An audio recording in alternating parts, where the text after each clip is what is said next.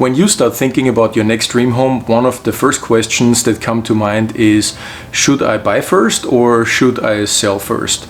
With the current market situation that we have in the greater Milwaukee area, this is indeed a very interesting question. The answer depends largely on your personal circumstances. So today I want to go over the 5 most common strategies that you can use to get to your next dream home as smoothly as possible.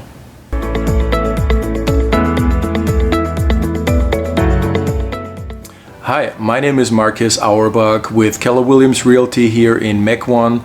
On this channel we are covering monthly market updates as well as tips and tricks for homeowners, buyers and sellers. If you're new here, I would love it if you hit the subscribe button and stay updated on all things real estate for the greater Milwaukee area.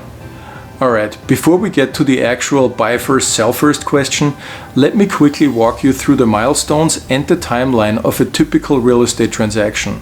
On average, it will take a buyer about 3 to 4 months from the time when they start actually seriously looking until closing and having keys in hand. From accepted offer until closing, it's about 30 to 45 days depending on the lender. And there is still a little bit of a risk that the transaction can fall apart. The highest risk is usually during the home inspection. So once you have cleared the home inspection contingency, the deal is a lot more likely to make it to closing. You still have to clear the home appraisal and the financing contingency, but they're usually much less of an issue. Once you make it to the closing table, the deal is final, money is exchanging hands, and it's done. When you're thinking about selling and buying a home, you have to run through that cycle both as a buyer and as a seller twice. And one transaction usually depends on the successful close of the other one. So it's very important that you keep the timeline and the risks of both transactions in mind when you decide which of the following strategies is the best for your personal situation. The first strategy we're going to talk about is the double closing, and this is exactly what it sounds like. You're going through both transactions on the buying and on the selling side at the same time, and both transactions have to close at the very same day. In fact, you're going to close on the house that you're selling in the morning, and then the title company is wiring those funds over to the other title company for the second closing, which you will have in the afternoon on the house that you're buying.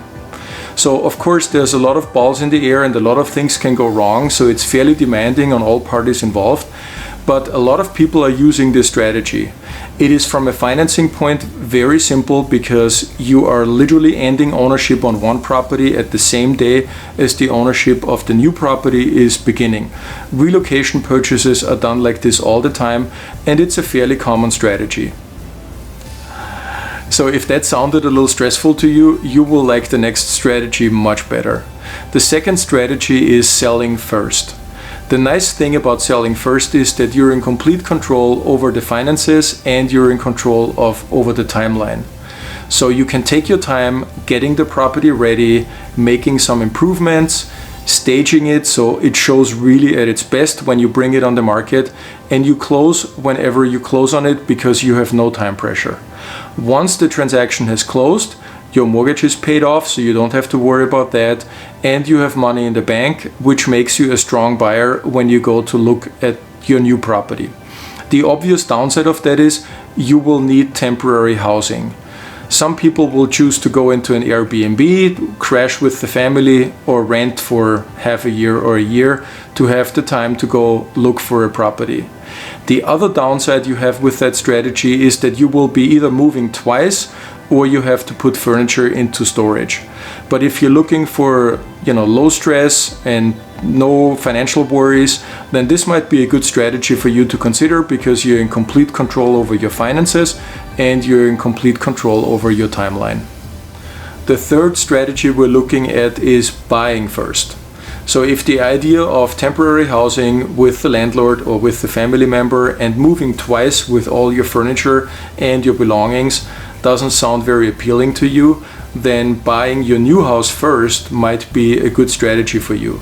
This is especially interesting if you have very specific wants and needs and there is currently no such property on the market. So you can wait until your dream home pops up, you can get it under contract then, and you focus on buying first. So obviously this requires some financial strength, but if you have equity in your current property, you can leverage that and you don't need to approach the purchase with all cash. So if you have equity in your property, you can use either a bridge loan, there's some really good products out there, or you can use just a good old HELOC, a home equity line of credit, to take the capital for the purchase of the new property. You have to make sure that your lender is okay with you acquiring a second mortgage for a new purchase, for a new property, and you handling both mortgage payments for a period of time simultaneously. Usually that overlap will not be very long, because the first mortgage payment on your new house is usually not due, I would say on average, between 4 and 6 weeks after closing. So by that time your old house will be on the market, and hopefully you will have found a buyer soon and you're not overlapping for that long. I would recommend that mentally you plan on 3 to 6 months of mortgage payments on paying for your old and for your new house. And if you can manage to sell your house faster, then it's obviously a good surprise, but you're mentally prepared to handle the situation for longer. I think that's important. But this is a nice strategy when you have very specific wants and needs, and you're looking for a particular property that's currently not on the market. Strategy number 4 is a hybrid and more advanced. It's buying first with an extended closing date. A lot of buyers make the mistake to assume that every seller wants to close very quickly, but that's simply not the case. Oftentimes the seller needs a little bit of extra time to make arrangements for their family, and making an offer with an extended closing deadline, for example 60 days instead of the usual 30 days, will be extra appealing to that seller. Once you have an accepted offer, or maybe once you have cleared your home inspection contingency, you will put your own home on the market and maybe market it for a buyer who will close with a 30-day timeline. There is 2 potential outcomes of this strategy. Number 1 is you are able to close on both properties at the same day. So in that case you will close on the sale in the morning and on the purchase in the afternoon. The other potential outcome is that you cannot manage to completely overlap those timelines or coordinate those timelines, and you will close on your purchase first and then close on your sale a few weeks later. For that you have to have the approval of your lender to do so, but keep in mind that usually your first mortgage payment will take about 4 to 6 weeks after closing, so you may never have to make 2 mortgage payments at the same time. Strategy number 5 is also an advanced strategy, and it is called sell and rent back. So in this case you also start out with selling your property, but it is being marketed specifically with the expectation that after closing you can rent back your house from the new owner for a specific period of time, for example 30 to 90 days. So this has the nice advantage that you can close on your house, your mortgage gets paid off, so you have no more mortgage payment, you have money in the bank, and now you can start shopping for a property. Meanwhile, you remain in your old house. For a buyer who is not pressed to move in quickly, for example, they are on a month-to-month lease and they can wait a month or 2 longer, this is oftentimes a compromise that they're very happy to make. The nice benefit to you as a seller is that you have very limited financial exposure, because you have money in the bank before you start shopping for your new purchase, and also you avoid having to move twice and having to look for temporary housing. So this can be also a very good strategy. So there you have it, 5 answers to the question, should you buy first or should you sell first?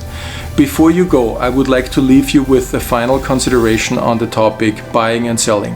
Whenever you go through both sides of the transaction, you will find out that one is always easier than the other.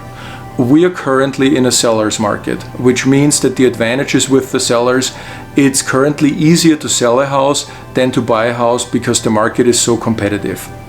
Now, the interesting thing to know is that not every market segment is equally competitive. The most competitive market segments are the entry-level segment and the medium price segment. The least competitive market segment in Milwaukee and in Osaki is currently the luxury segment with 500,000 and over. So you might be trading from a segment that is very competitive into a segment that is not as competitive, and so you can have a little bit of the best of both worlds.